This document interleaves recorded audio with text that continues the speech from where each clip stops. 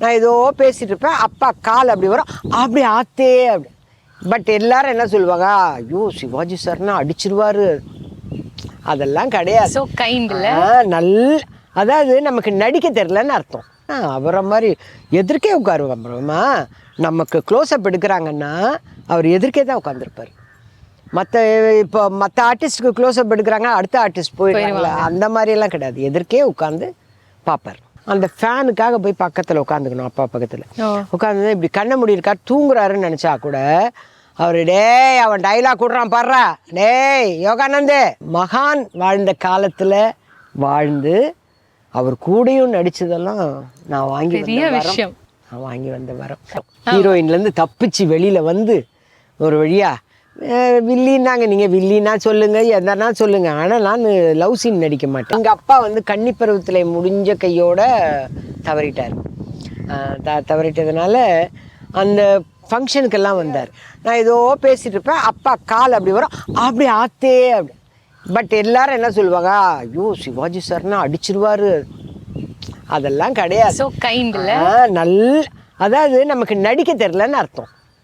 கரெக்டாக நடிக்கலைன்னா கேட்பார், கரெக்டாக நடிச்சிட்டுனா அவரை மாதிரி எதிர்க்கே உட்காருவான் அப்புறமா. நமக்கு க்ளோஸ்அப் எடுக்கிறாங்கன்னா அவர் எதிர்க்கே தான் உட்காந்துருப்பார். இப்போ மற்ற ஆர்டிஸ்ட்டுக்கு க்ளோஸ்அப் எடுக்கிறாங்க, அடுத்த ஆர்டிஸ்ட் போயிடுவாங்களா, அந்த மாதிரியெல்லாம் கிடையாது. எதிர்க்கே உட்காந்து பார்ப்பார்.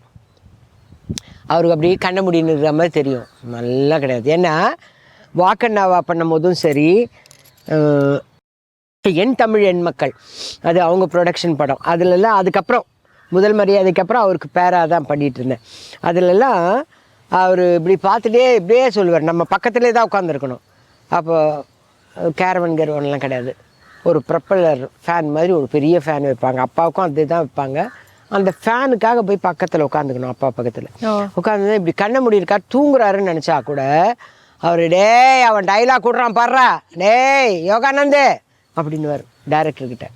அப்போது அவங்க என்ன பேசுகிறாங்க ஆர்டிஸ்ட் அவ்வளோ இருப்பார். ஒன்ஸ் அவர் 9 o'clock செட்டுக்குள்ளே வெளியே வந்துட்டார்னா 1 மணி பிரேக்குன்னு டைரக்டர் சொன்னால் தான் போவார். அந்த டிசிப்ளின்லாம் ஐயோ கஷ்டம். எனக்கு 4 மணி ஆச்சு, 4:30 மணி ஆச்சா, அப்பா விக் எடுத்துட்டாங்கன்னா கிளம்பிடுவாங்க இதுலேயே உட்காந்துன்னு இருப்போம் நாங்கள்லாம். அந்த மாதிரி டிசிப்ளினு அப்பாவோட இதெல்லாம். ஆனால் அந்த மகான் வாழ்ந்த காலத்தில் வாழ்ந்து அவர் கூடயும் நடித்ததெல்லாம் நான் வாங்கி வந்த வரம்.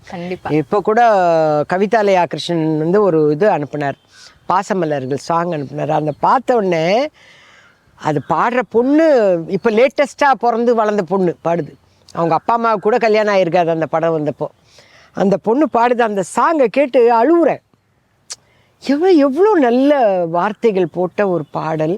இந்த பாட்டு பாடினவங்க இல்லை, அதுக்காக நடித்தவங்க இல்லை, ஆனால் அந்த பாட்டு இன்னும் வாழுது, இனிமேலும் வாழும்.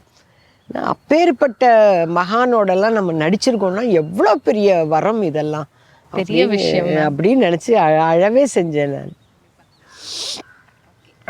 இப்போ முதல் மரியாதைக்கு அடுத்து உங்களோட வாழ்க்கை அப்படியே ஓடிக்கிட்டே இருக்கு. அப்படி கேரக்டர்ல ஜம்ப் ஆயிட்டோம். ஹீரோயின்லேருந்து தப்பிச்சு வெளியில வந்து ஒரு வழியா வில்லின்னாங்க. நீங்க வில்லின்னா சொல்லுங்க, எதனா சொல்லுங்க, ஆனா நான் லவ் சீன் நடிக்க மாட்டேன். சரிங்கம்மா, இப்ப முதல் மரியாதை பத்தி நிறைய விஷயங்கள் பேசணும். அதுக்கு அடுத்து உங்களோட வாழ்க்கை எதுல பயணமாச்சு? அப்படியே லைனாக அப்பாவோடவே ஒரு 4-5 படங்கள் பண்ணேன். சந்திப்புலலாம் அப்பாவுக்கு அத்தையாவே பண்ணேன். அப்பா உங்களை பாராட்டி இருக்காரா, நல்லா நடிக்கிறேன்? அவர் ரொம்ப ஸ்ட்ரிக்டா இருந்தார் இல்லையா ஆரம்ப காலத்துல? எங்க அப்பாவா? எங்க அப்பா வந்து கன்னிப்பருவத்துல முடிஞ்ச கையோட தவறிட்டார். தவறிட்டதுனால அந்த ஃபங்க்ஷனுக்கெல்லாம் வந்தார். அடிப்படையாக அவருடைய மனசில் அவர் பெரிய நடிகனாக வரணுன்றத ஒரு பெரிய ஆசை இருந்ததில்ல. நடிகர் சண்முகம் தான் சொல்லுவாங்கன்னு சொன்னேன்ல, அதனால அவருக்கு வந்து மனசுக்குள்ளார ஒரு பெருமை, தான் பொண்ணு வந்து பெரிய அளவுக்கு வருது அப்படிங்கிறது. என்ன ஒரு பெரிய தப்பு பண்ணாரு, அவர் இறக்குறவர்களும் எந்த கம்பெனிலையும் சம்பளத்தை வாங்க மாட்டார். சம்பளம் வாங்கினா ப்ரெஸ்டீஜ். ஏன்னா இவரே ஃபைனான்ஸ் பண்ணின்னு இருந்தார். இவர் பொண்ணுக்காக போய் சம்பளம்லாம் கேட்டு வாங்குறது எப்படி அப்படிங்கிறதுக்காக சம்பளமே வாங்க மாட்டார். எனக்கு கன்னிப்பருவத்தில் அப்போ வந்து ராஜ்கண்ணு சாரோடைய ஒய்ஃப் அவங்க வந்து எனக்கு வளையல் வாங்கி கொடுத்தாங்க. ஏன்னா அந்த படத்துக்கு நான் சம்பளம் வாங்கலை அப்படிங்கிறதுக்காக. கேஆர்ஜி சார் வந்து 500 ரூபாய் போட்டு ஒரு நியூ இயர் அப்போ கொடுத்தாரு. அதுதான் எனக்கு சம்பளம். ஒரு படத்தோட சம்பளம் ஒரு 500 ரூபாய் அது சம்பளமாக சொல்லலை, அன்பளிப்பு மாதிரி சும்மா கொடுத்தாங்க. ஸோ சினிமாவில் வாங்கினது 500 ரூபா, ஃபஸ்ட்டு வாங்கினது 75 ரூபா, 12 ரூபா 50 பைசா. இதுதான் வாழ்க்கையே அப்படியே ஓட்டிட்டு